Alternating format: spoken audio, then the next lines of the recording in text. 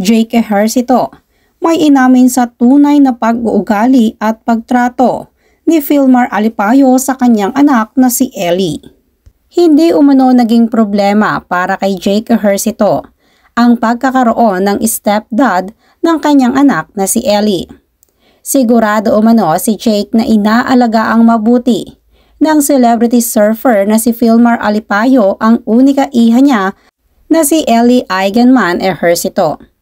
Noong March 1, 2024 ay nag-open up ang aktor tungkol sa co-parenting setup nila ng kanyang dating partner sa isang panayam at vlog kasama ang showbiz insider na si OJ Diaz. At doon nga ay inihayag ang kanyang pasasalamat sa current partner ni Andy bilang isang mabuting ikalawang tatay para sa kanyang anak na si Ellie. Ibinahagi din ni Jake Ejercito na sa murang edad ay nakakapagdesisyon na rin si Ellie at nasusunod na rin ito pagdating sa kung kanino niya gustong sumama. Ani niya, nowadays, since they moved to Siargao, wala nang fixed schedule.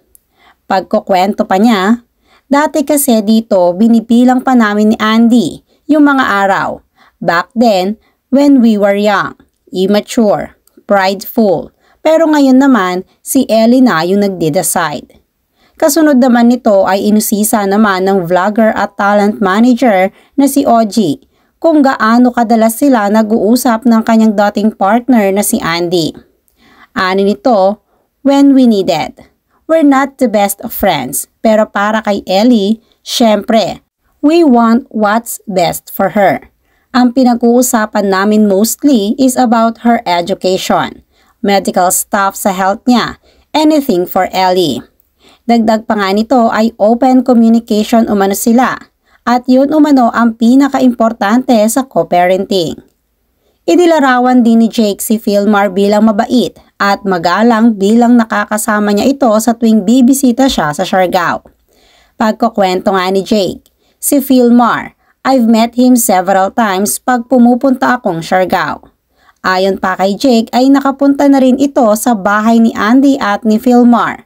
Ngunit hindi naman umano sila talaga nagbabanding ni Filmar Alipayo. Pagpapatuloy pa niya, thankful lang din ako sa kanya kasi syempre si Ellie nakatira sa bahay nila and as a stepfather, I'm sure inaalagaan niya rin si Ellie. Sinabi rin ng aktor na never pang nagrereklamo sa kanya ang kanyang anak na si Ellie pagdating sa kanyang stepdad na si Filmar. Kaya namang kampante umano si Jake na nasa mabuting kamay ang kanyang anak kapag ito ay wala sa kanyang piling. Dagdag pa nga ni Jake, very grateful ako na ganon, ni hindi ko siya iniisip o pinoproblema. Ani niya pa, I'm sure na si Ellie is in good hands kay Filmar, and for that, talagang nagpapasalamat ako. Kung matatandaan ay madalas ding mag-TikTok si Ellie at si Filmar Alipayo kung saan talagang laging trending ang kanilang tubo.